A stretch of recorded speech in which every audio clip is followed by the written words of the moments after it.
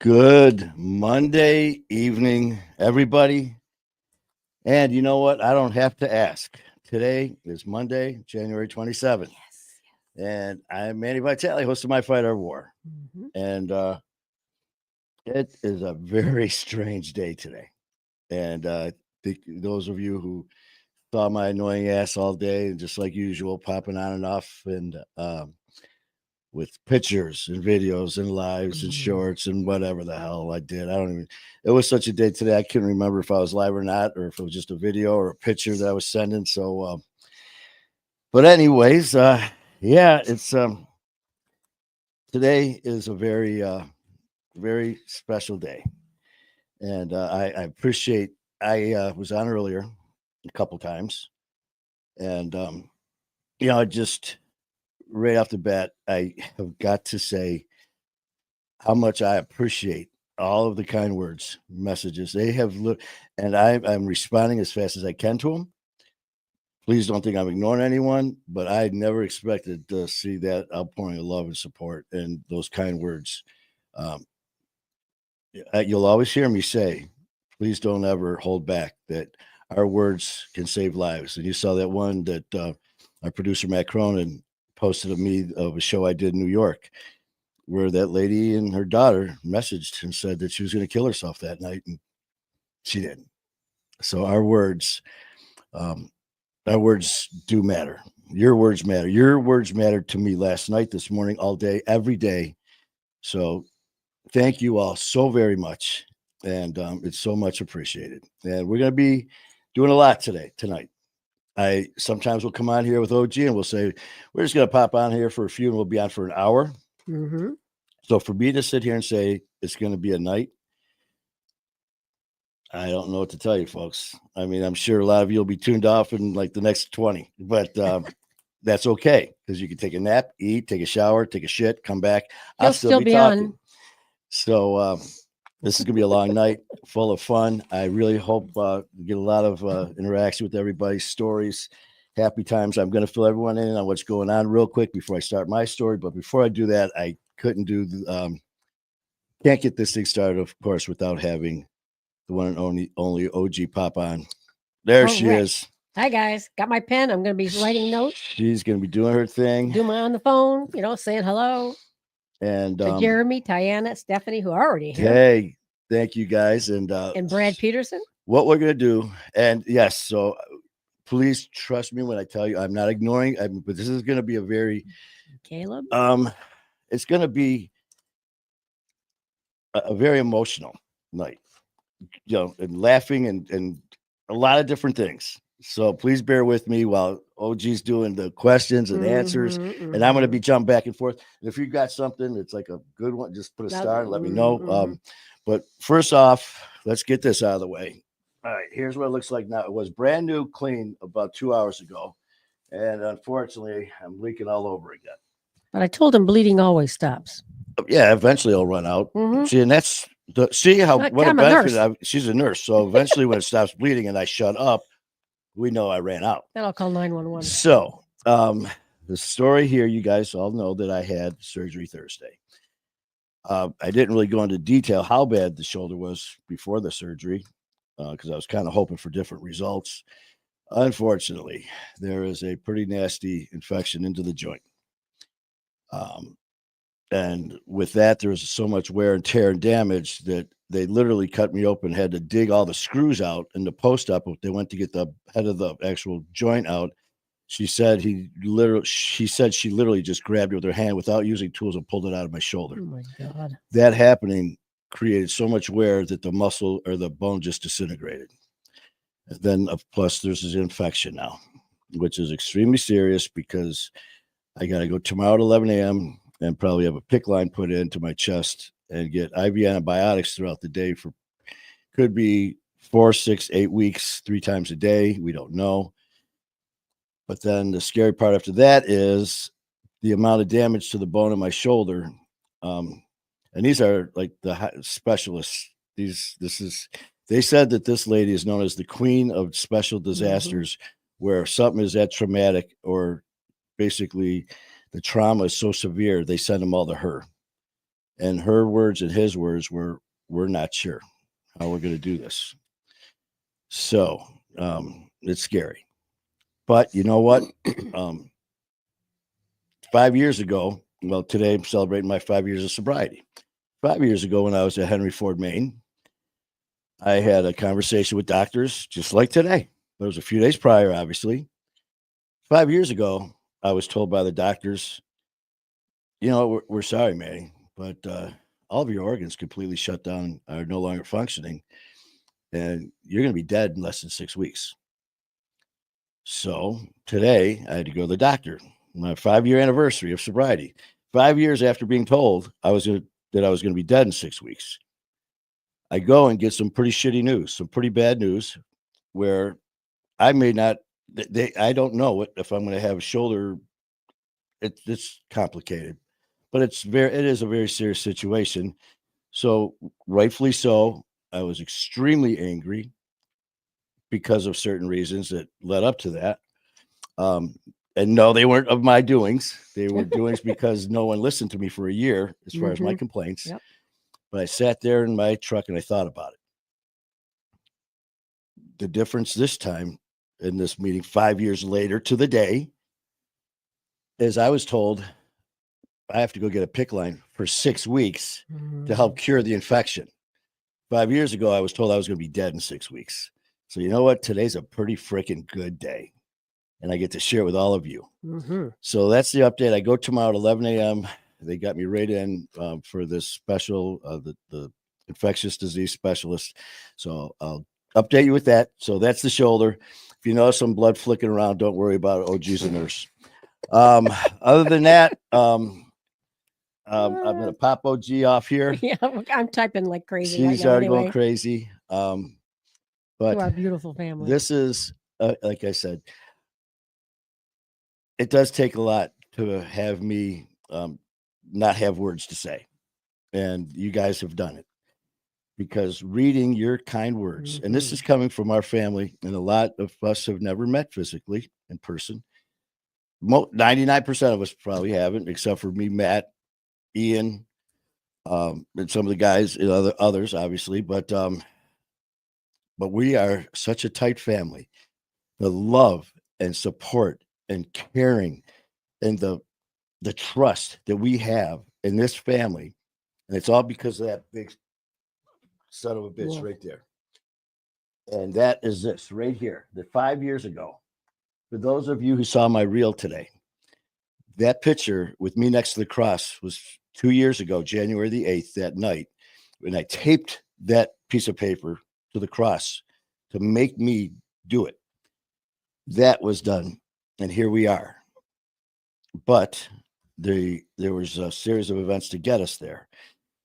And tonight's my time to update you on that. I'm going to try to go quick because I do want to talk about all of us. That's what it's about. It's my fight, but it's our war, ours, not my fight, my war. It's my fight that I'm dealing with that we're going to talk about tonight, but it's our war that all of you freaking just beautiful people who I just love so much. Usually if I would have got this news 2 years ago and 2.5 years ago, before this started, before knowing all of you, it would have been a very different story. My attitude, my anger would have been out, sitting back, talking about it, thinking about what I have in front of me right now. You guys are truly a blessing. And so let's just jump into this. With my issues, all of our stories are so different, but there's so much the exact same when it comes to the core of this evil ass shit addiction. When we talk to some people, some of the people, the guests come on, and you start to get like you judge a book by the cover. Alcoholic, addict. And I had a guy say that to me one time. I said, "What's an alcoholic look like?" Because he knew, he could tell. Alcoholics, guys stumbling around with a bottle in a paper bag, piss all over himself and puke, just sitting there staggering around streets. Okay. What's a drug addict look like? It's just sitting in the alley with a shoelace tied around their arm and a needle sticking out, hanging there, in a pile of shit. Oh, so that CEO that makes $2, $3, $4 million a year just excused himself from the boardroom to go do a couple lines and do a few shots in the bathroom. He's not a drug addict or an alcoholic. The guy in the limo that owns a multi-billion-dollar company who just did the same thing, shot up some heroin, did some meth, he's not a drug addict. Well, it's not the same. Anyways, so for me, my childhood growing up, I'm not going to start when I was 2 and work all the way up 59. We will be here all week. I started out, yes, I came from a broken family. My biological father was a very well-known individual for all the wrong reasons in Detroit, of all places where I live. We grew up. He was extremely violent, organized crime, drugs, violence, murder, traffic, you name it. He was an extremely violent man. How my mind ended up with him, I don't know. But my mother is an absolute angel, and that's the reason I'm sitting here right now. And he was very physically, verbally, and emotionally violent, and used them all. My mother, little tiny thing, and he was a big man. He was no match for my mom. She got us out of there, and I was probably 2. So, and so right there, we're good at always excuses. It's always someone else's fault that we started drinking and doing drugs. Well, I was in a broken family, man. My dad got divorced. No one told me they loved me enough, so I drank and did drugs. That's why. We're great at passing the blame, and it's always someone else's fault for our actions. I can't say that because my family was so tight, they had a plan. She had an escape plan, which is, all you guys who know, domestic situations are real. Had the clothes, got our ass out of there when he left to go wherever. We ended up staying with family, and that's what I did from the time I was 2, 3 years old up until my later years. And in that time, he did stay in our lives with communication whenever he felt. And he didn't spare the verbal, physical, or emotional abuse, even at that young age. And I say that because my mom met an absolute hero, which is Pete, which is my dad that I go see at the cemetery. And he came into my life 2 years later, 3 years later, something like that. I think it was like 4th grade. So, I mean, it was quite a few years later, 4th grade, and knew all about me and loved my mom and myself unconditionally. Brought us into the most amazing family, the Vitalis. And meantime, Mr. Shithead, biological dad, caught wind of this, of course. And he was the one that every other weekend, yeah, I'll be there and all this stuff, and would never show up for months. But he'd call every now and then. And once he found about Pete, he started telling me, you can't tell anyone when I call because they are mad at you. They don't like you anymore because of Pete and me. And so if they find out you're talking to me, they're going to be mad at you talking about me. And then he threw the dagger in and said, and just so you know, because he found out that they were going to get engaged to be married. And he said, well, when they get married, you can't tell anyone. I'm telling you this. He goes, but you're going to be with me because they don't want you, and they're going to put you up for adoption. This is what he told me, but I couldn't tell anyone. You're how old at this time? I was 4th grade. So you believe it. So this man, Pete, my dad, was an absolute angel, but here I am listening to this bastard. So we move on. Mom and dad get married, have a lot of years until we just lost him. Next month on the 18th, we'll be going on 7 years now. I lost my dad, who I got legally adopted by after high school. He is my dad. He's my father. Looking back with some of our family, we look at our pictures, and we look at on the tables when I was my first birthday, second birthday, all that stuff. And the table is full of family. and friends. I mean, full the basement. And there's my little cute ass. I was cute once, sitting there with my little cake. And we were talking about this. And I remember looking, I'm like, look at our table. It was covered with Pabst Blue Ribbon, Strohs, Mm. Kesslers, VO everywhere, shot glasses, ashtrays overflowing. But that was just normal back then. We're talking the late 60s, 70s, 80s, not growing up for me, born in 65. And it was just the way it was. That was part of life. And throughout the years, me and my mischievous cousins, just like a lot of kids, when you get to be a certain age, what do at parties? You run over to your favorite uncle and ask for a sip of beer. So, I mean, shit, my uncle and grandpa, I think they were putting whiskey when we were teething. So we started doing shots when I was like before teeth. Mhm.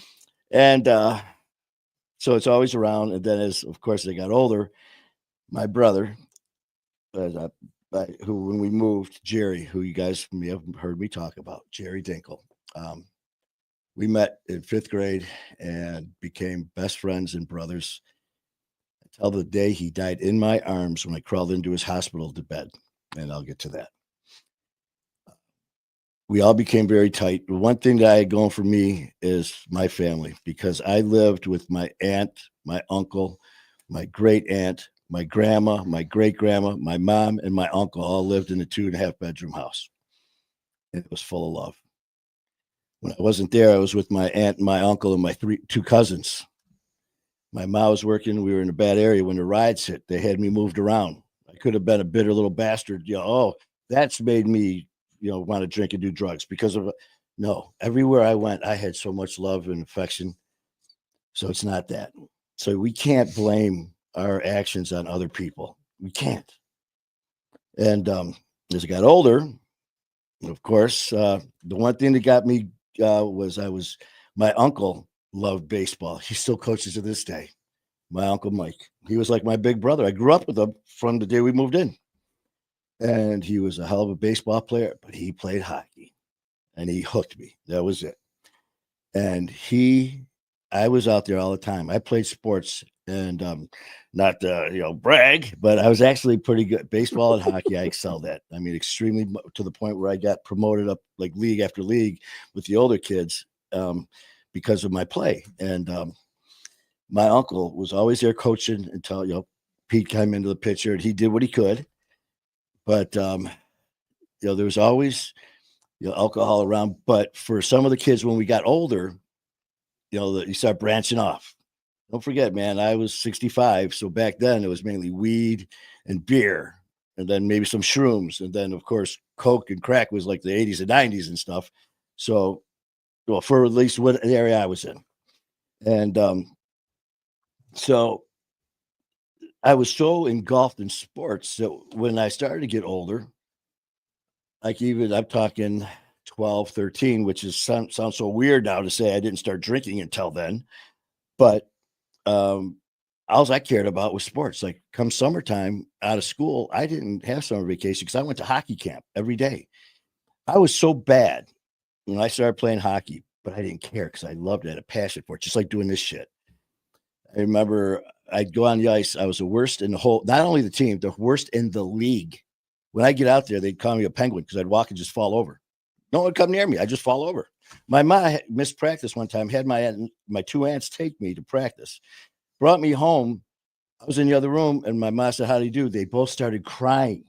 They said, "He is so bad. He's the worst we've ever seen. He can't stand up." They propped him on the boards, and he fell off the boards. But I didn't care. I loved it. And I remember seeing these guys with the C and the A, captains and assistants. And I remember saying, I'm going to be a captain. And I laughed at myself even back then. I busted my ass. And between the time I was in 6th grade, playing playing all the way through up until junior high school, from high school into college into juniors, I was captain of 4 hockey teams. So put your ass and mind to it. You'll do it. If you can dream it, you can do it. And but the thing with sports is it did keep me away from the element. Kind of. It was like a double-edged sword. because as you're getting older now, I'm playing with kids. I'm 14, but I'm playing with 16 and 18-year-olds who are starting to experiment with drinking. Well, there's me and Jerry, and we don't know how to drink. We're 12, 14, something like that. 14, maybe 13, 14. So we go downstairs to the bar. Well, right. You go down there. We don't know what the hell to grab. It's a brown bottle. So we take it. What do you mean you mix it? So here we are, the bottle of VO. Go, go, go. Oh God. Oh! And then he takes it. Then we sat there like this. Are you drunk? I don't know. Are you? I don't know. Should we have some more? I mean, so it's stuff like that. And there were people around us in our circle started smoking weed. I stayed away from it. As I got older, of course, it started to be more relevant.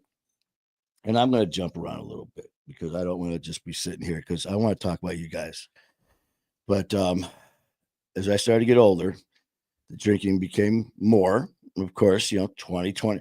By the time I was 21, I was at some of these bars. For those who, well, you don't know this area, there was a bar, Gilbert's Bar, where my mom used to work when I was a little tiny guy. She worked at this bar.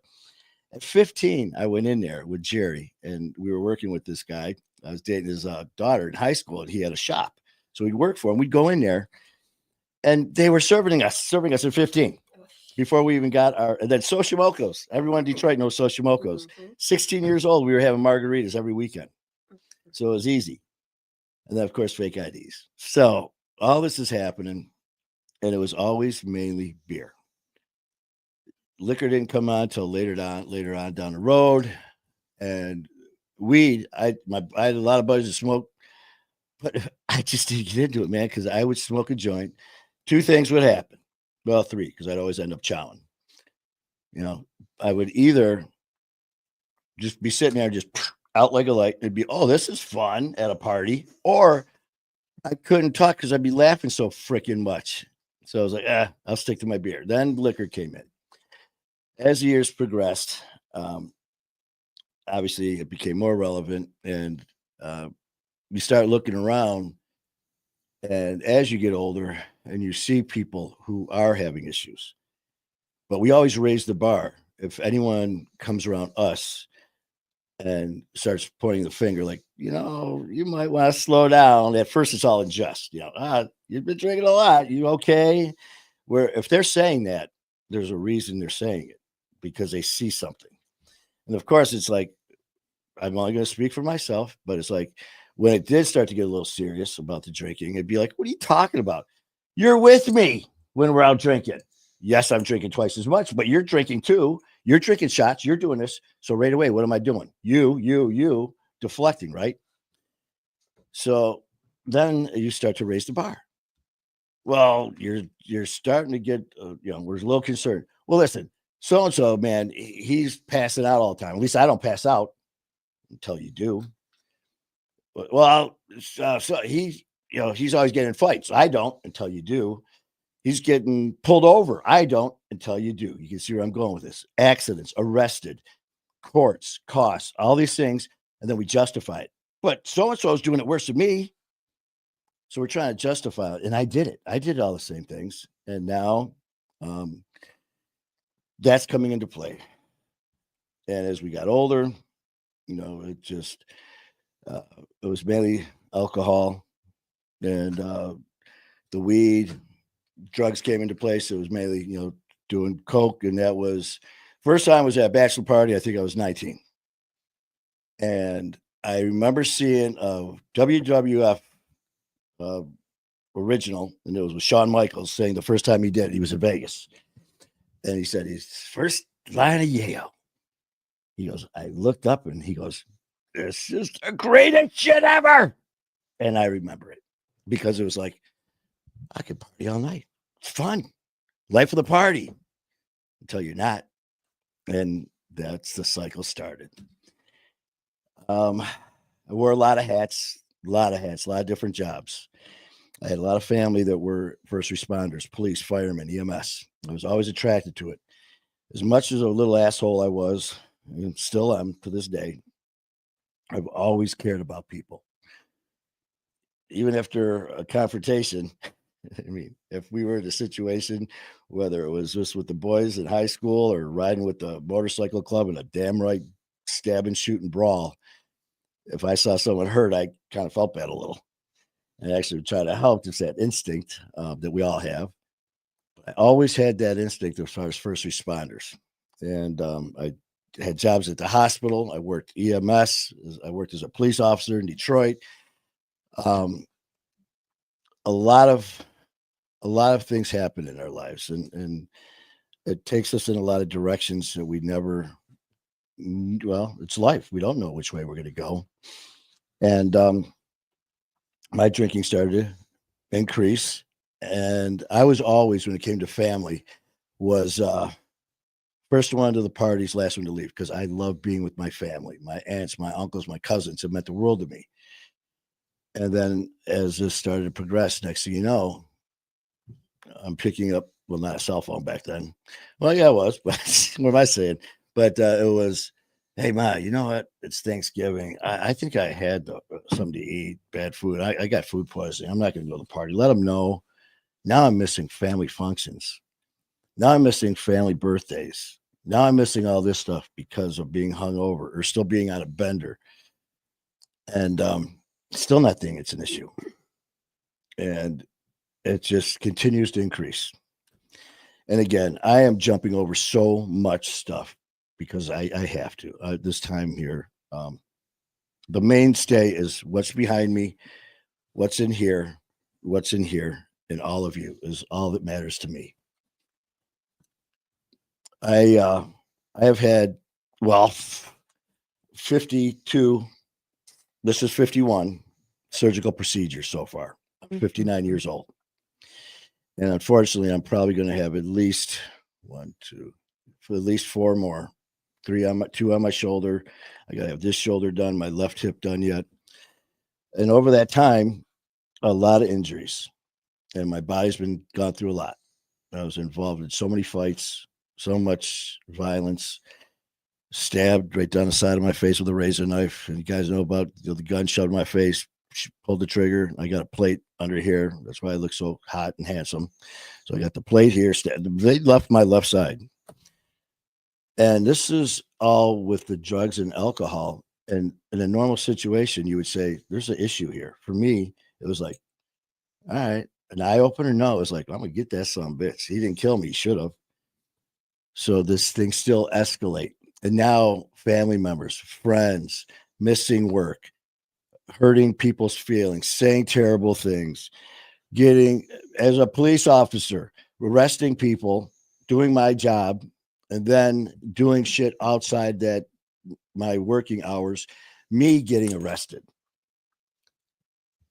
All this shit's happening and my life's crumbling and I'm seeing it and I still don't give a shit because it owned me now. And I let it.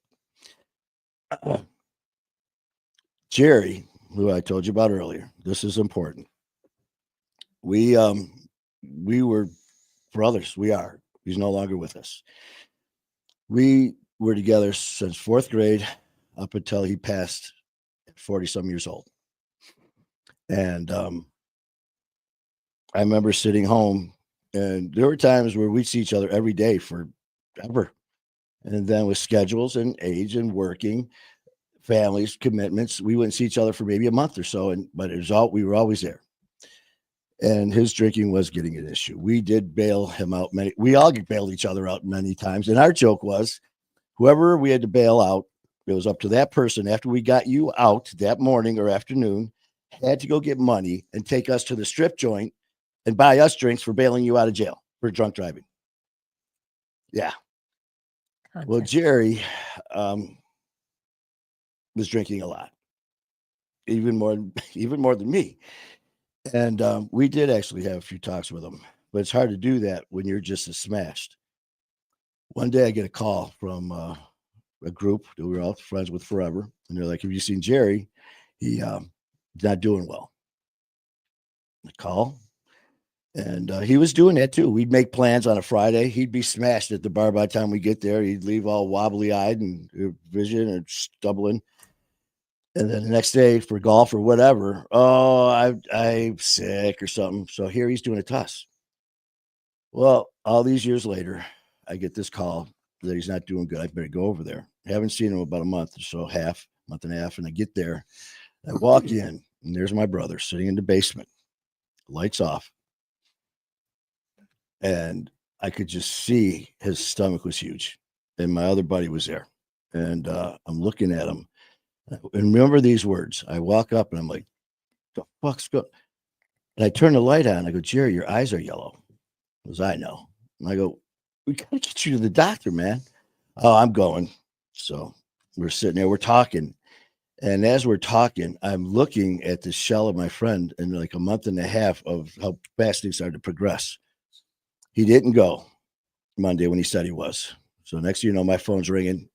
All of the group of friends that were tight, we're all over there talking to Jerry.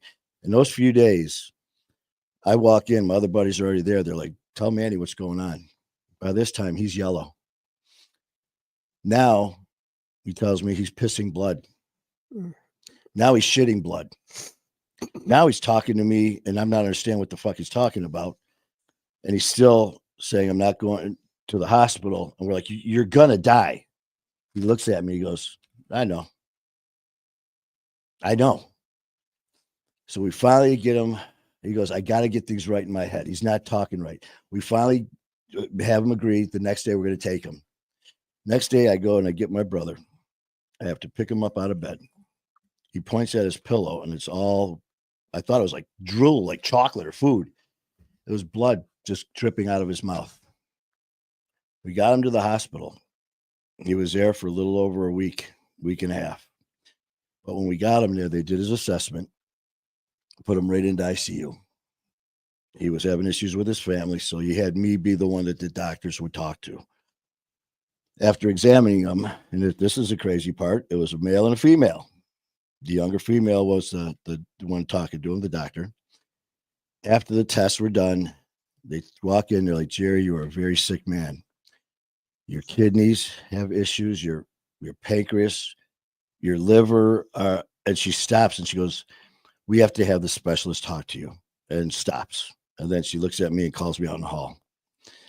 And I'm like, what's up, man? And she's like, there's nothing we can do. She said, it's so beyond our control right now. He's got less than 2 weeks to live.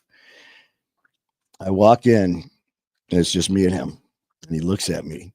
He goes, what'd she say, Manny?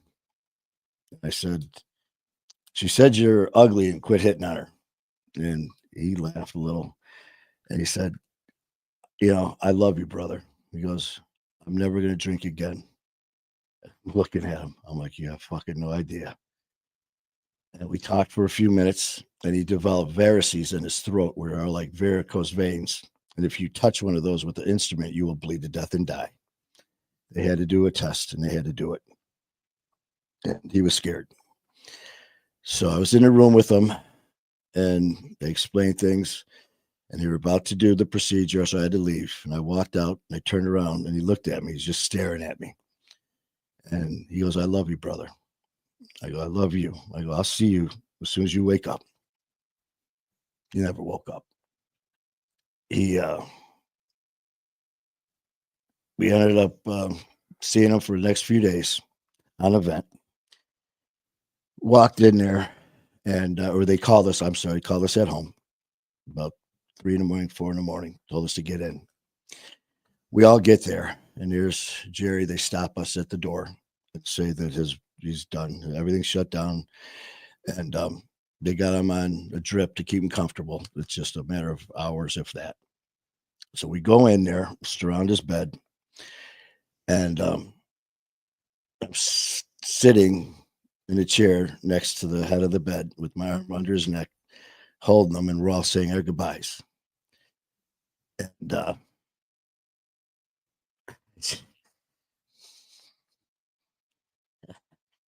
I got into his bed. He was a big guy. And I crawled into his bed, and I held him as he died in my arms. And I remember looking at the guys, and I said, what a terrible fucking way to die. So we ended up burying our friend. And of course, after the funeral, we went to the wake and we did shots of Jaeger for our friend who died. Let's fast forward. Um, I'm going to bypass a lot of shit. You guys know I've been shot, stabbed. I've had all this stuff. And then, yes, drinking drugs. Um, Mine started to get out of control, even worse. I had some family and friends pull me aside and talk about it. And it was never my fault. It was never my problem.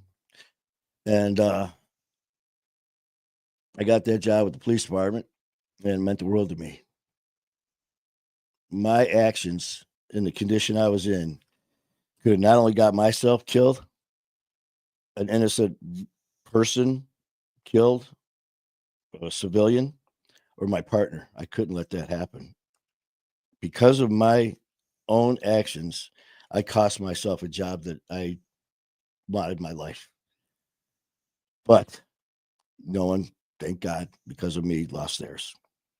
But I couldn't lose the first responder instinct. So I went to school and I traded in my police car for an ambulance, became an EMT. But I didn't change my habits. And it's affecting family, friends, work, arrested, fights, attitude, anger. I've been engaged 3 times, never down the aisle once. I've said terrible things, done terrible things to family, friends, relationships. And it got to the point where, that's all I cared about. It went from all of a sudden just drinking beers with my buddy behind the bar at 15 years old, thinking it's all fun and games, to holding him in my arms as he died. And telling my other buddies what a terrible way to go. Let's fast forward to 5 years ago. And of course, imagine the pure hell turmoil that caused this next part of the story, which was a shit ton of drinking, drugs. And, you know, my dad was a bull, Pete, the one I go see. This man had more strength and love and compassion in his heart. Loved my ma with a passion, and he could do anything by himself. He could freaking painted ceiling drywall by himself. He was a bull. He was struck with ALS, which is an evil ass disease, and I I didn't. I was so busy drinking and partying and all that. When I left the police department for EMS, I always had a wild ass side. Loved adrenaline and all that. Loved Harleys. Loved speed. Loved fighting. Loved drinking. Loved women. Loved strippers. Love all that crazy shit that'll get you killed. So, what a great idea to join a 1% motorcycle club. Growing up, I knew a lot of these guys from the vigilantes, Hells Angels, outlaws, highwaymen, renegades, all of them in Detroit, all different clubs. And they're like, yeah, man, ride with us. I'm like, hell no. Well, they knew me before the police. That was my one reason I'm still alive and not being killed when I first came in. Next thing you know, well, I got an idea. Since I did the right thing leaving the police department not to make a bad decision, I'm going to be with my buddies who want me to be in this 1%er club. And I'm going to join a Detroit Highwaymen and be a biker. So like that, I went from a lawman to an outlaw, literally. And I'm not kidding. Those of you who know 1%er clubs and all that, and I get these, keyboard warriors who sit there and chime in who don't know me saying it's not possible. Okay, whatever. So now I've got access to whatever I want, whenever I want. And my dad's stricken with ALS. In my drunken stupor, all I give a shits about is myself. To the point, though, where I ended up losing jobs, losing relationships, losing family and friends. Find out about my dad. I ended up moving in with them and to help take care of him. He went from being this rock that could crush you with his fingers to me and my mom having to feed and having to clean up. And I saw that man's pride slip away in front of me, and it didn't bother me. He was such a hero. I remember he knew that I was having issues. While I'm taking care of him while he was bedridden, he rolled over and looked at me and he said, "What can I do to make your life better?" And I didn't even flinch. Couldn't wait to get done so I could go to the bar. He ended up dying in my arms too, at home in bed. Um, the drinking continued and got worse to the point where a friend came over and I was sitting in a chair and she walks up and she looks at me. She goes, "Manny, your eyes are yellow." I said, "I know." She goes, "You got to go to the hospital." No. Sound familiar?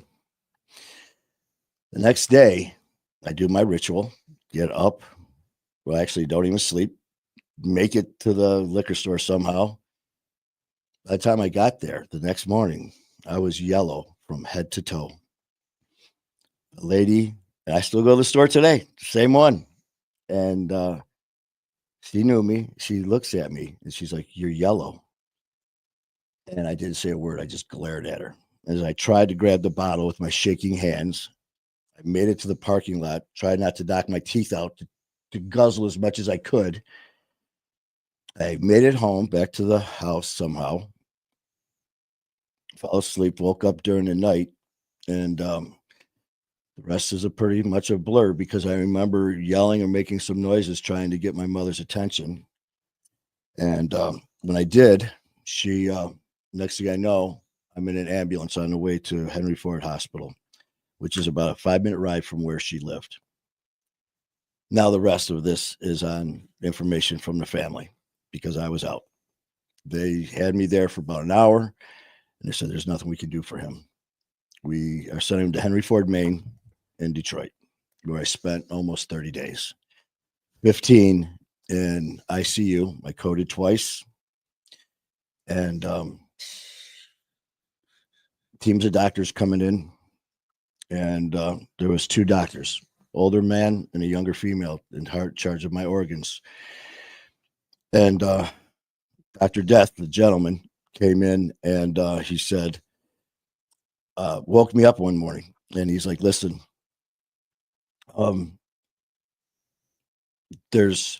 you have been an organ failure for the last 30 days since you've been here, but your organs have been functioning. But with your numbers, 6 out of 10 people do not live." And or with these numbers, 6 out of 10, I laughed at them. My yellow banana ass laughed at him. And they all say that we got colors we look good in. I do not look good yellow.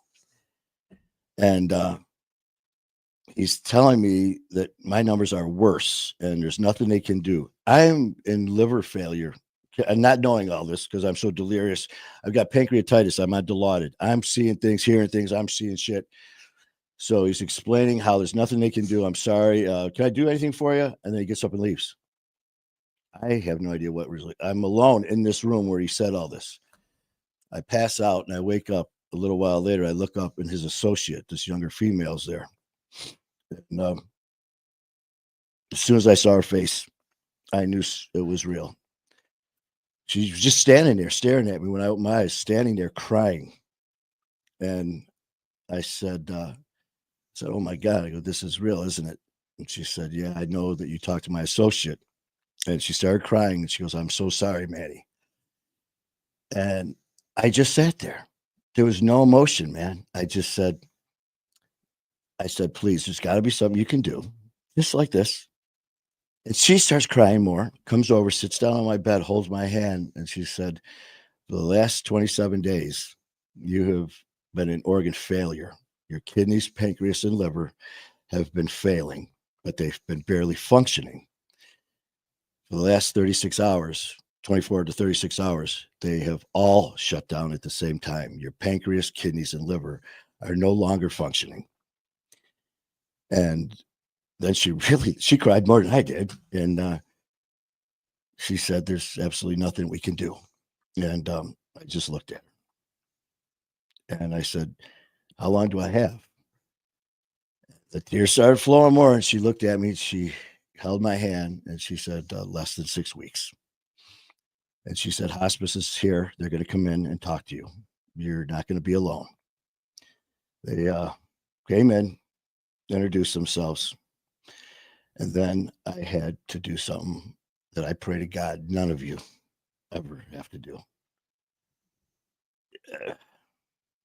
I've never met anybody who's done it. And I'm not bragging, trust me. I had to pick up the phone and call my mother. How do you make that call? Think about it for a second. You're alone in your hospital room. A doctor comes in and tells you you're going to be dead in 6 weeks. You got to notify your family. How do you do that? This is how. Hey, Ma. Hey, how you feeling? How you feeling today, son? I'm going to be there in a little bit. Ma, I need you to get here soon. Okay, well, I'll be there later. I'm going to go shopping. No, Ma, I need you here now. Well, what's up? I can't tell her. Her son's going to be dead in a few weeks. So I'm trying to get her there, and I'm still keeping it together. So I called my aunt, her sister, and they're on their way, and along with a couple other friends that were on their way as well that I called. And they get there, and they walk in, and I'm just on the way. How do you call your mother? My dad died the year before, a month to the year before. And now I got to look at her and talk to her just like we're talking right now. So they came in, and I remember looking up, and I said, this is not good. I go, I'm very sorry, but I have to leave you. And of course, I'm just getting the looks. They think I'm just crazy as ever. And they thought it was the parts of the organ issue along with the medication. I was delirious. And I'm trying to convince them, no, I'm going to die. And the doctors come in and they said, we're very sorry. His pancreas, kidneys, and liver have all shut down. There is no medicine. There's no cure. He's got less than 6 weeks to live. Make arrangements. Hospice is here. They did their thing. I said my goodbyes. My ma didn't blink. Didn't blink. It was like I didn't say it. Everything else, the whole family's notified that I'm going to be dead. And I'm trying to talk to her. And she's not even acknowledging it. She said, and I finally said something. I can't remember what. And she goes, no, it's not up to them when you die. She goes, it's up to God. And that was it. I mean, you don't understand. It's hospice. And so this goes on. And they're coming in taking my blood. And this goes on. And like 4 hours later, they're coming back and they're taking more blood. And they're like, they got to transfer the records to hospice. This goes on again later on at night, but every time they came in, it was more than just assistant. It was a doctor and another doctor watching the blood draw. And the next day they're coming in every 4 hours drawing my blood.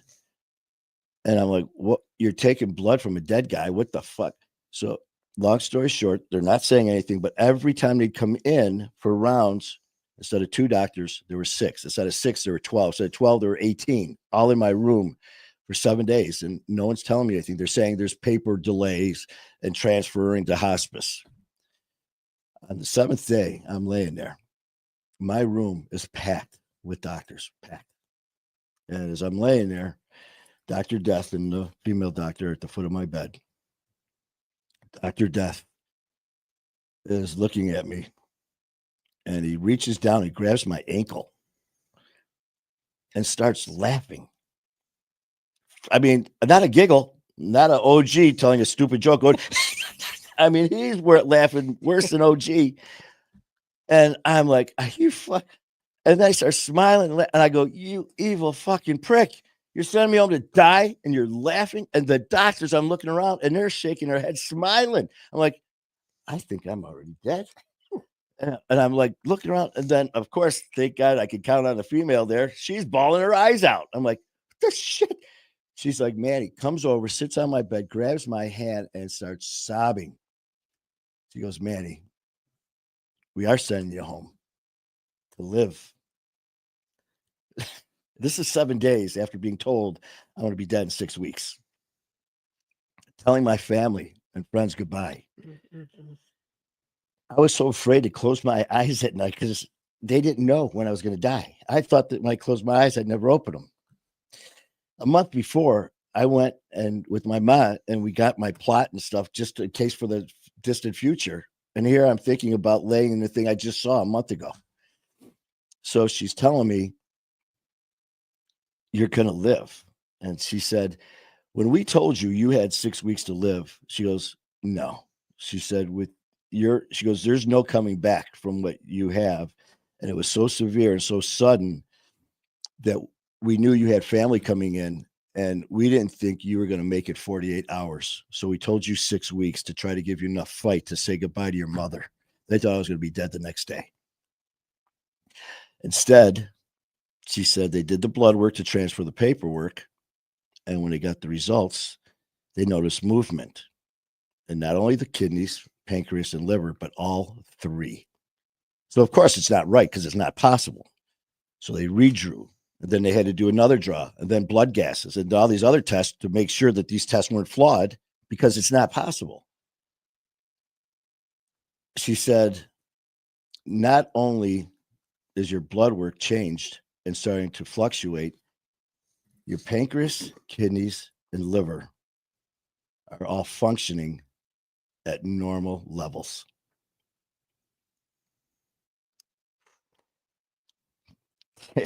Yeah, Oof. it don't happen. I mean, to me, it doesn't seem like a big deal because I'm here, so it must happen all the time.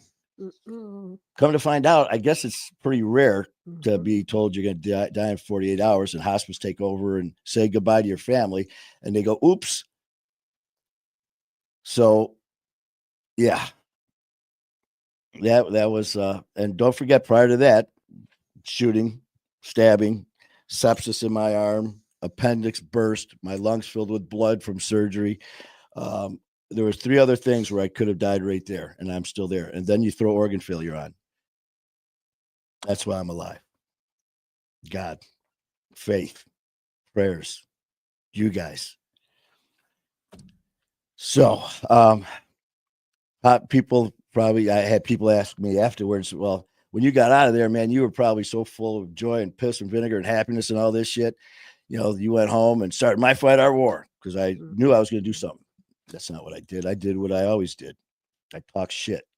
Yeah, I'm going to do something because I knew I wanted to. I'm going to start an organization. I don't know anything about IT, computers, mics, this shit. I don't know nothing about it, but I talk a good game. So I'm talking how I'm going to do all this. You know how long it took me to start this up? 3 fucking years. I sat on my ass because why? I was mad at first because it wasn't time.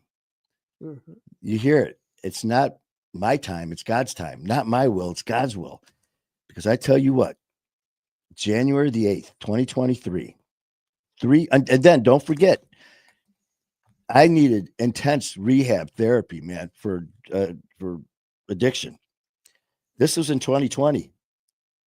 Remember 2020? Mhm. COVID shut the world down. I got out of the hospital the second week of February, and COVID shut the world down. So when I had to go to these 24-hour care rehab, they were closed. I had nowhere to go because of COVID, not because it wasn't there, because of COVID. By the grace of God, I'm still here because I've never had one meeting in my life. I've never had a sponsor. I've never done steps. I don't know anything about any organization out there except the ones I know now from doing shows with them, interviewing them, being interviewed by them. I know nothing about any of them. I've never gone to anything. I've gone to one in-person one, and I was shit-faced, and I walked in just to grab the paperwork to shut the family up. Look, I got pamphlets, and I also have a fifth in the truck. I've never gone, and by the grace of God, I was told when I went to the facility, they said, we're closed. If you have withdrawals or cravings, or you're going to feel like you're going to kill yourself, go to ER. That was my rehab back in 2020. Today's 5 years. I've never had one craving, one withdrawal, not one drink. Mhm. My mom, it's not up to them, it's up to God. And here I am. Fast forward, like I said, 3 years later, I'm sitting in my apartment. January the 8th, I get up, walk into the kitchen, grab a piece of paper that was blank right here, and I put it down. And I'm like, I'm going to start a freaking family organization for social media to help people with addiction, mental health, PTSD, whatever it is. It was like I was shot out of a cannon. I mean, I couldn't explain it. So I'm sitting there not knowing how to. I'm telling you, man, I do not know IT shit now to this day. I'm sitting there and I grab this paper and I'm like looking at Facebook. It says how to create a page, a group. So I'm pushing buttons. Okay, push here. Well, I got to name it. I got what kind is it? It's an organization. Is it what is it? What type of description? So I finally get in there and I go, I need a name. In less than 8 minutes, I took a pen, this piece of paper, and I wrote, "My fight, our war." This is the paper right here, and I'm looking at it, and I'm like, "Why?" I don't know. And I thought about it. My fight, our war, and I'm looking up the whole time. My fight, drugs, or my fight, alcohol. My fight, meth. My fight, heroin. My fight, eating disorder. My fight, anxiety, whatever your fight is, that's yours. It's my fight. But what is it? Our war. What's the war? Addiction. So it's your fight, but the war is all of ours. It's addiction. My fight, our war. I looked up. I'm like, son of a bitch, you're good. I wasn't done. I grabbed this again. I wrote what you can see behind me. Join our pack. You'll never be alone.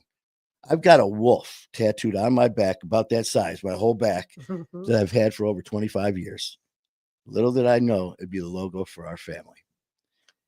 And lo and behold, here we are.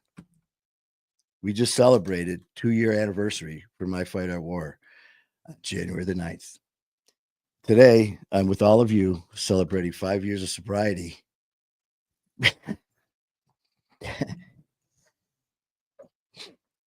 And we all have bad days. Today was a bad day. I did not have today. I'm fucking leaking. Wasn't again. a good day. I mean, that was clean a minute ago.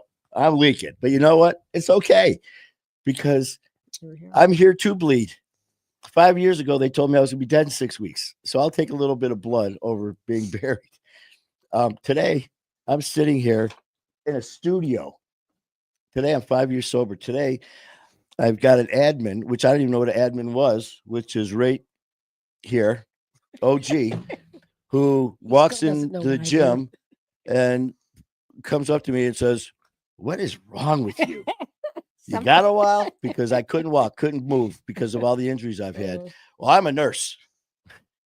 Well, she Yes, I only am. that was almost a year and a half, a little over a year and a half ago. And we immediately became friends. She immediately took over as admin. She became more than that. She became my best friend. Then I told her because of her help, and she told me about her brother.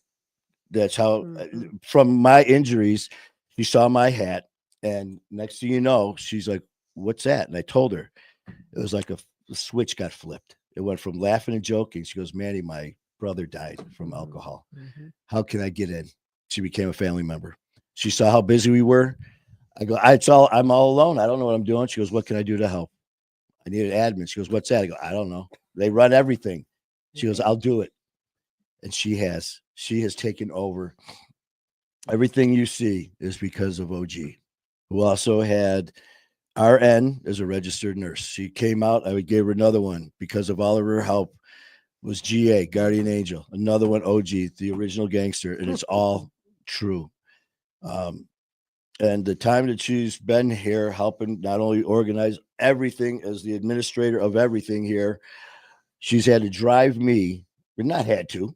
She didn't have to. She didn't have to do any of this. Job description. She said yes to the admin. She didn't see the et cetera, or as all other duties, other duties as assigned, because in the past 15 months that we've known each other, She has driven me to 9 surgeries that I've had, 2 elbows, 3 backs, 4 hands, 2 shoulders, whatever. Well, We one just counted shoulder, it out. more to come. So, OG, thank you. Yeah, And got your back. and to all of you, you know, who believed in this and in what we do, thank you. I don't know what I'm doing half the time, but it's me. I always said I don't know what I'm going to do, but I'm going to be me and I'm going to be authentic. Some of you are going to love me, some of you are going to hate me, but I'm always going to be me. And I open myself up for the good, the bad, and the ugly. And I will support everybody who's trying to help. And there's some people I got to jump on and just thank real quick and for helping. Ian Bick, my brother, I love you for what you have offered me and what you have done for me. Matt Cronin, our producer, thank you, God, so much. Our new show we got coming up with Screaming Scott Randall and Loco Joe, Pancho and Cisco. I love you guys for this opportunity. All the guests who have been on, all of you guys, and someone very special that I am seeing here that I got to bring on right now. Someone who is my brother, who I love so much, who this man is in such demand. I mean, his phone's going off all the time. And for fans, for friends, for autographs, for pictures, for events and all that. When I'm down, when I'm out, when I'm hurting, when I was having issues with my throat, he knows stuff about me that no one else does. He was blowing up my phone, and I love telling that because everyone's like, he never calls me. I go, he calls me all the time. Here's my brother, who I love with my heart, Skylar Ray. What up? Hey, brother. Welcome. How are you? You're a little dark. I know, that's what I was thinking. I No don't know light. what is happening, right? Yeah, but you dark. still look good. The You still look good, light. brother. Oh, Man. the light. You want me to get light real quick? Hey, you do you, man. We good. Oh man, you know what? I right off the bat, you know how I feel about you, Skylar. You are such a huge part of my life. I love you, man. It's only been a few short months since you were on the show, and it just clicked. And you know, with everything that's been going on in my life over the years, everything over the months, everything recently with all my surgeries that no one else knows but you, that I told about some stuff. I appreciate you and Kayla. I love you, man, and it's such an honor to call you my brother. So thank you for coming on here. Of course, man. Thank you for the opportunity. I'm excited for you, bro. You have 5 years sober now. You know, you escaped the dark. It looks like I'm still in the dark, but you escaped it. So congratulations, man. Yeah, I'm just so proud of you. I was hearing your story and I was like sitting in the back in the green room, and I'm like, I don't even want to, like, I'm here for you if you need me, but like you shared, I'm like, I'm just gonna say here, if he doesn't bring me up, he doesn't bring me up, because like you were sharing inspirational stuff. I see everybody loving it. You know, and it's really cool to see everybody's feedback. They were invested in you, and I was like, I don't want to pop on here and feel the viewership. Well, I tell you, I wasn't sure about anything today, and especially after I went on earlier. After I got after breakfast, I came back and I was doing a quick live, just getting ready about tonight. And I kept looking down. I'm like, man, something don't feel right. And I got off the air and I walked in and I moved and it was just blood everywhere. I'm like, this ain't good. And I called them. They're like, get to the hospital now. Man, they're like, dude. And then on the way there, I get informed about the infection and but we already covered that. So I saw, and then you reached out for something else, and you're the only one I told. And as far as all this, and let you know it was up. And man, you were there, and it meant a lot, man, and it does. But you know what? It's all good though, because look at it was 5 years ago. My message from the doctors was a little different. You're going to be dead in 6 weeks. Now I'm going to do whatever it takes. And it's going to, I was listening to that, man. Like, and that is true. You got to look at the blessings. You got to look at how far you have come, like, and understand that, like, even though right now sucks, it's a blessing to be in this situation, especially in your case. You know what I'm saying? People say that, but like your case, like, you were supposed to die. Yeah. Well, I guess you weren't supposed to die because you're still here, right? Well, and that's just it, brother, too, because I was sitting there. I would believe me when I was walking out to my truck after the appointment, I'm hearing there's still stuff that I have as far as the shoulder stuff, just because I didn't. But that's just. I got in the truck, man. I was screaming, I was yelling, I was pissed, I was punching, I was screaming, and I sat there and calmed down. Then I go, you know what? I need to talk to my family. So I went live, and I'm like, because I'm not going to be a hypocrite. I come on here all the time saying, listen, man, let's share not only the good and the sobriety and the celebrating, the anniversaries and the parties and the happiness. If there's something hurting, man, share it. And I'm saying it all the time, and now I'm not going to do it. I'm like, fuck that. I'm doing it. You guys are family, and it worked because all of a sudden it just lit up, and I'm reading it, and I just started smiling. I go, you know what? 5 years ago, when I was at a Henry Ford hospital, I was told I was going to be dead in 6 weeks. 5 years later, I'm in here talking to the doctors, and they're saying, well, there's a serious issue, but we're going to treat it with antibiotics. Then we're going to figure out how to do more surgery. Not you're going to be dead. So Yeah. you know what? Life is good. And I get to hang out with my brother, Skylar Ray. Absolutely. Absolutely. I agree, man. Hey, today's a blessing, man. You know, like I said, you have been able to escape addiction. You are here celebrating it. You are here living your dream and showing what's possible to the people. And it truly is a beautiful thing, man. Do you have any like anything planned for like food today? Like what's your big like food thing that you gotta are you celebrating today? Like what is it?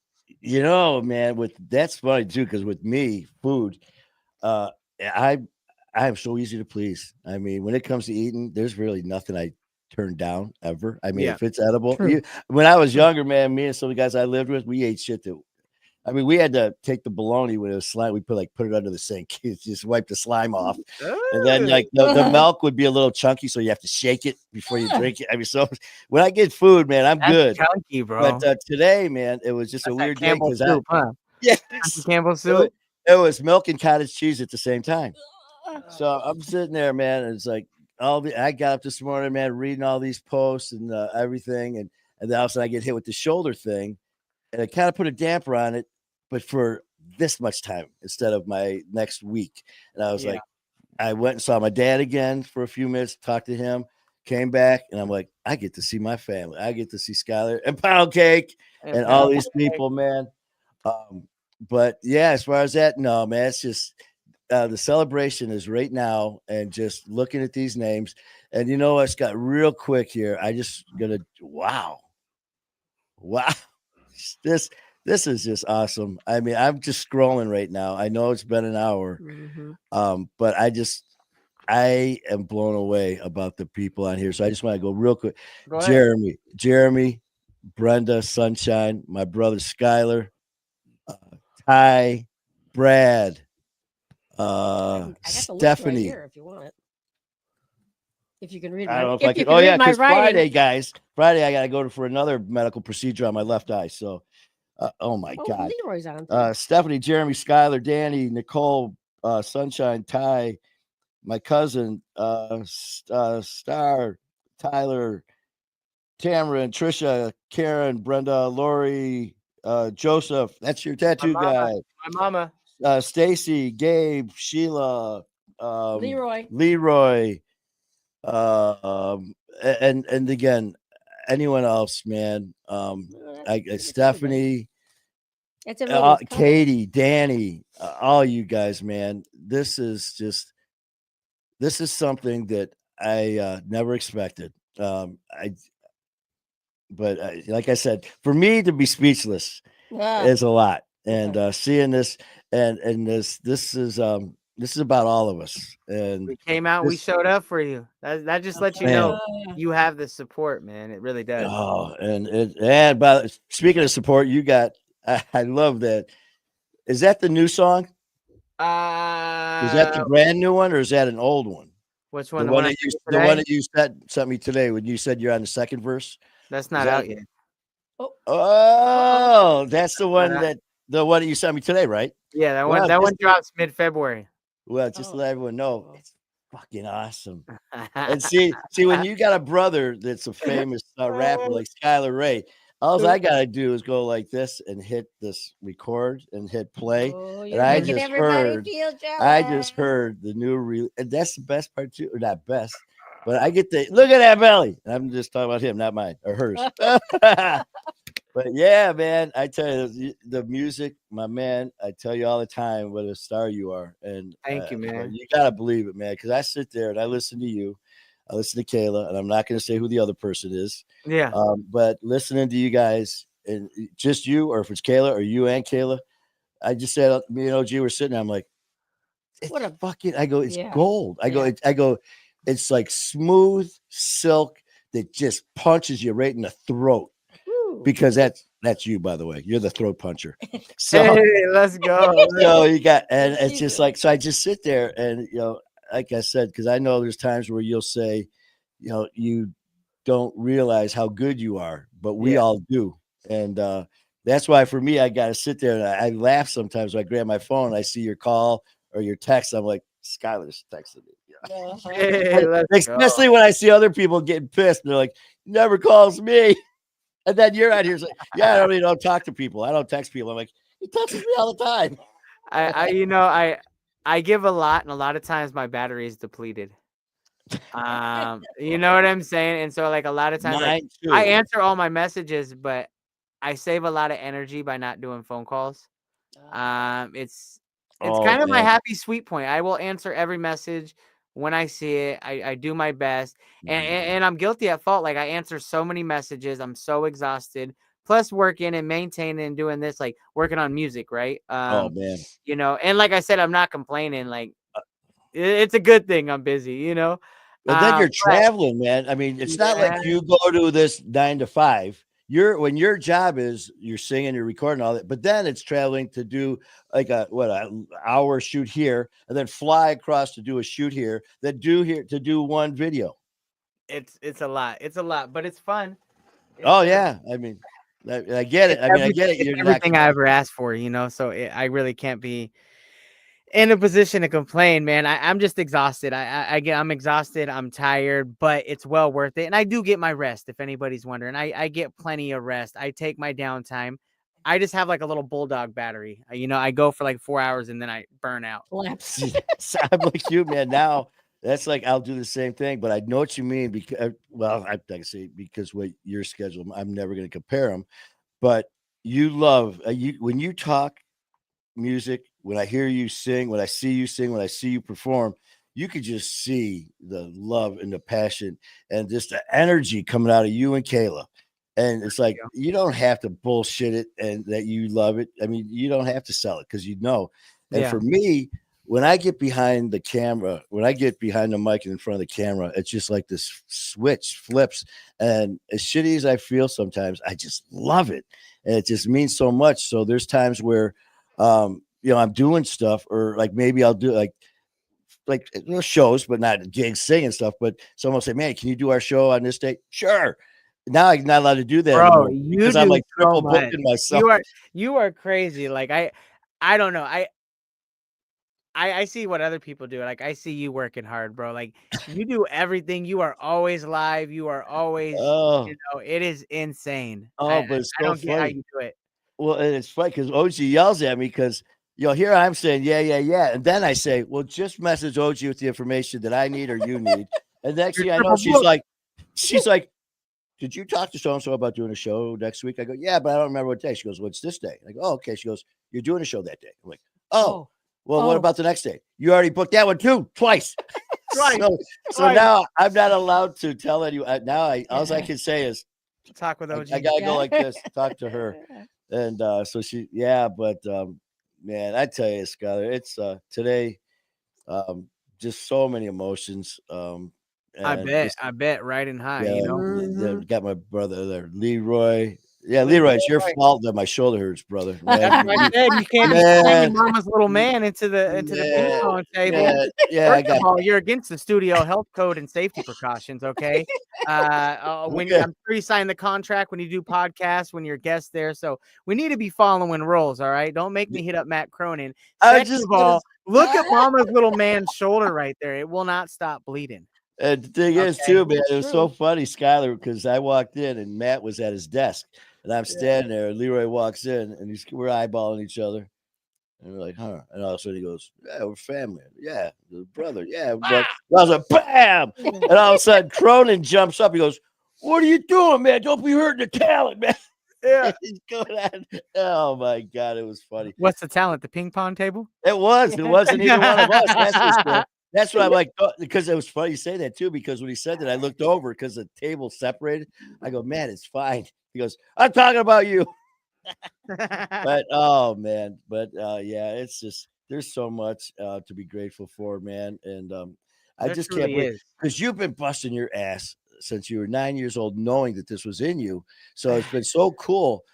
For me, I I was afraid to talk to two people that I've known forever if I had to stand in front of them with stage Yeah. fright and hyperventilating and nervous and anxiety.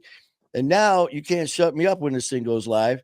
And now I'm going to do meet and greets and going on shows. And I got entertainers for brothers and family that call me. And it's just like, this is like, in fact, today I'm sitting there looking at my phone and I'm going to name drop a little bit. Mhm. Comedian, actor, producer, director, Mike Young out of Detroit, Southfield, who's in LA partying, making movies with M.F.O.W, guy you might know. I know He him. sent me a message. He sent me a message congratulating me, saying, because he found out Johnny Wharton from the Red Wings is coming on, and the Scott Randall and the Pancho, all these local celebrities. He's like, how the hell did you get into this? I'm like, I don't know. I threw my hat in the ring, and there you go. And he's like, listen, he goes, I'm proud. He goes, congratulations, that's awesome. He goes, yeah, I'm down for the interview, man, when he gets some time. So he's coming on the show, Mike Young. That's fly, bro. So it's Hey, just that's like, oh, incredible. You keep elevating though, and that's what's important, man. It's not like it's a really cool thing to do what I do and been wanting it since 9 years old. Making music since 11. I'm 34. So 20 years in the industry, right? Doing it and finally finding success is definitely it's motivating at the very least, because it's like, okay, now like oh let my me have God. some real fun. But I've seen like the progress in the short time that I've known you. Feels like forever, but I know on like the scope of things, we haven't known each other very long. Yeah, it's Um, weird. but you keep elevating, you keep doing cool shit, man. You keep, doing this, you're staying busy, you're grinding, you're always live, you're always starting new shows, you're always, you know what I'm saying, bumping your Oh, gums, you oh know? man, it is so fun. And it's just weird. And I always say too, because I'll see some people do shows and they're always talking about the celebrities. Yeah. To me, I've had celebrities since day one. Everyone on this screen is a celebrity. That's right. They were here from the beginning. They're number Let's one. go. Anyone, and I'm not disrespecting Johnny or Mike or Scott, or I'm not disrespecting anybody, because I've had people say, well, they only have on this show, they don't have normal people. I'm like, celebrities are normal people who Yeah. became famous. It's Indeed. just I mean, you are a prime example. You're Skylar Ray, but you're also Skylar Ray, and you got to deal with it.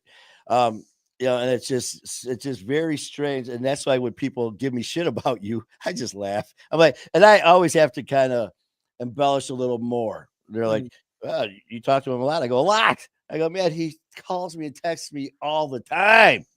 All the time, all the time. I Oh, gotta bug you. And give you shit, bro. it's so Just cool. wait. Go ahead. Go ahead. Oh, it was No, so no, no. cool Go ahead. when you were in whatever country you were in, when Uh-huh. you were doing your whirlwind world tour.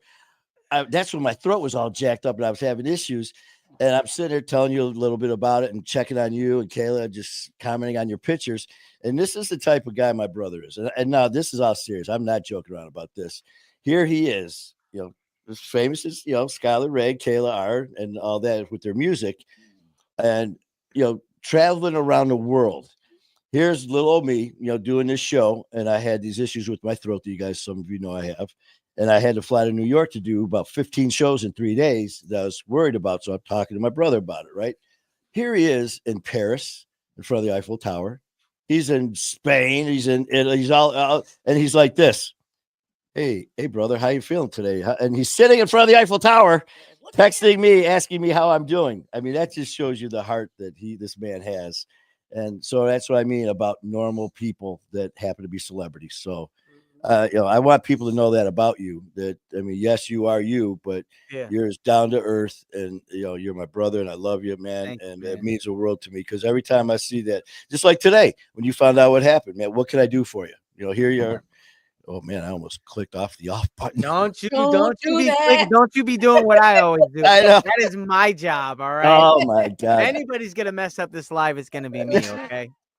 But man, I tell you, you know what? And for everyone else on here, I just want you guys, this, I don't know how long you're going to stick around with me. I don't know how long I'm sticking on, or Skylar, but OG's already she's in control of anything. If you guys got questions or comments, or if you want to ask me something, or OG or Skylar, become part or how about let's some about you guys now. Maybe throw out a couple dates for some of you guys, or some of your family or friends, or people that meet. Yeah, sobriety, clean date, or your birthdays, or your or graduations, or weddings, anniversaries of marriage, baptisms, anything at all, man. My kid made the baseball team, or you know what? I saw my anything that makes you happy, that put a smile on your face.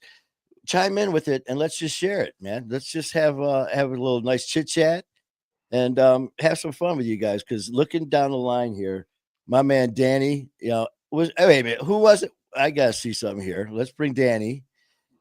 Was that him that you read that right before I was about my big serious intro? Before I hit, you're like, I'm getting ready to go live, Skylar. Here I am.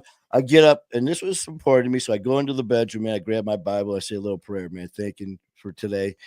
And I come in here to get ready. I'm just like this. And all of a sudden I hear, and I look over, she's cracking up. I'm about to hit live. And she's like, oh, go ahead. And she's like, she goes, it's Danny. Isn't he the one who told you the joke? No. It was it was something that I had seen on. Oh, Danny, I'm sorry. No, he's blaming. Let's take you out of the giving Danny too much credit. Okay, so we'll just do okay, we got Trisha. 5:23. You think you did good on that pivot right there? All right, Dan, 123, 2021. Thank you. Yes, indeed. We got my mama in the building. Hey, Stacy. Hey, here you got. Tell Skylar your amazing joke that you made me wait for to do my big intro to the sobriety, the celebration, my heart-wrenching story. And she starts laughing. I have to find it. It's now. About singing in the shower or something. Or about. Oh God, that's right. I gotta find it. Okay. You keep talking. When I find it, I'll break into this. Is slacking, bro. Oh, you guys ought to be better. Stacy, Jeremy, you need to step her game up, or you need to pay your admin a little bit more. Man, I can't afford that anymore. Hey, look at Brenda. She said August 15th, 2004, sobriety / clean date. October 6th, 1971 is her birthday. Ali birthday. Ellie, that's her pooch. Is it? That's her. She got 3 crazy dogs. She does. They eat bees. And also, man, and all of you, and Sunshine, thank you for your comments, and thank you for checking in. I appreciate all of your kind words. I just looked up here and I saw Jeremy Ross, a fellow biker man who has been such a short time. Jeremy has popped on with part of this family, and he's coming on. He's going to do our show. I can't remember when. OG knows all the details. OG knows, but Jeremy, thank you, man, for your words. Thank you for your support for Dolly. Jeremy's on February 24th. You're coming on February 24th, Jeremy. See how I know that? Stephanie Rose said, I will be old April 24th. All right. My ass off. But I'm super proud of January 17th, Gunner's birthday. But mine and Justin 7 months clean. Manny, thank you so much for giving us all this home to come and hang out with the bunch. For real. It means so much to me. And I know it's just as important to me as it is to everyone else, too. Oh, man. Stephanie, thank you, man. Congratulations. And your story was amazing as well. And we are going to be getting, this isn't a one and done. This is family, so everyone, this isn't, okay, you're on the show, you're done. Hell no, man. We are like the ones that no one wants to talk about, but everyone hangs around. So, yeah, man. Stephanie, thank you for all of you guys, man, are just so freaking incredible. Absolutely. I mean, really. And we couldn't do it without you guys. And as you know, Manny is celebrating this big day, and you guys showed up and showed out. Danny said, Is that a million percent truth? I don't think that's the way percentages work, but we gonna run with it, okay? 1,000,000% true. Okay. And then Sheila says, sorry, her phone died. Wait, I can't see anything. We appreciate you coming back. Oh, Leroy said Sheila. birthday is on April 24th. Wow. Oh, yeah, April. you're talking to Stephanie. Stephanie's birthday was April 24th. Oh, okay. We got Leroy. Watch out, Leroy, knock you on your ass there. He will. He just tossed little man around. Mama's little man. One second. Go on. I'm gonna put her outside so she can go see what's going on out there. Hold on. You got it, man. And just going down the line here, man, seeing you guys, Stacy, Jeremy, all you, man. And sometime Leroy's gonna post dog pics because he's got some beautiful dogs. I'm sorry. Yes, I'm winking at y'all because, and of course, Lori, in Athens, Alabama. We got Sunshine in Vancouver, Washington. We're gonna be going. Of course, our trips to White Plain, New York, and over in Connecticut. What about when you couple trips? We're going. Yeah, we're doing an extra special covert getaway. Trip, yeah. And what's that? It's April, right? April. That's April. Yeah, so that's gonna be nice, man. Little getaway. So check it out. So that's actually the day after you guys. Damn, Cake's back in here. The day after you guys leave is me and Kayla 6 years together. Wow. No shit. Yeah. Oh, nice. I still remember when you were on the show. That's how all this started. Skyler was a guest on My Fight or War. And we were talking about when he got out, and he's like, I'm making music, and that's it. So it was that friend of yours who was like a producer or something like that, and who knew Kayla.